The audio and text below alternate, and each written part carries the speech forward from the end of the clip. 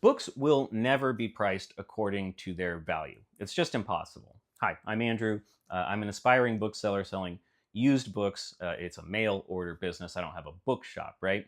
And so I was thinking about this recently because I saw a weird tweet. I know. Do you remember tweets? They're still out there and they're still weird.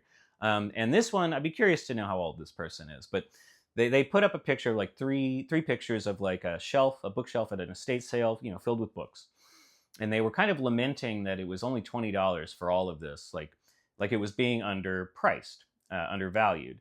Well, in economics, you've got different ways of measuring value, right? I'm not an expert on this because I don't, at the end of the day, I think it's kind of just thinking. You don't need to academic it too much. It's a little bit like philosophy. But anyway, there's a labor theory that says there's all this socially necessary labor along the chain of creation. So you have an author, you have an editor, you have a guy who cuts down a tree, you have a guy that turns pulp into paper at a mill, you have a guy that drives that to the press, the guy that drives the ink to the press, you have the pressman who put all that together. There's a lot of labor along the way, and you have to pay all those people along the way. Those costs must be built in.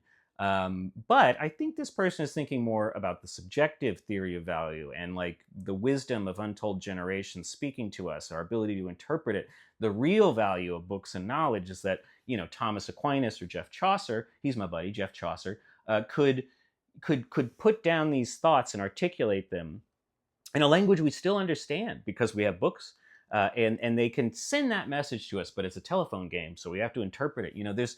There is untold. It is a permanent wellspring of value. You can never charge enough for a book at the end of the day. And let's think about this from a price. Value and price often get conflated, or at least are related.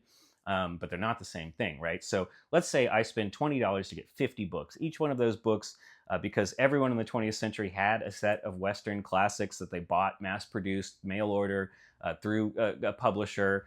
Almost everyone had these along with an encyclopedia in their house. They're just not rare. They're very common. And you can read them all on the internet now for free or get a new copy for extra cheap from print on demand.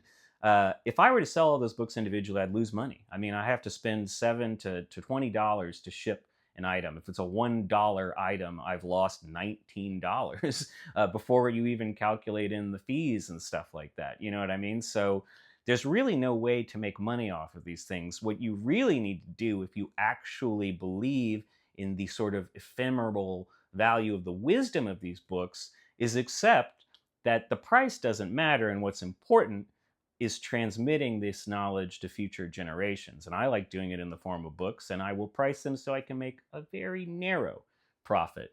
And if you want to buy some, link in the bio.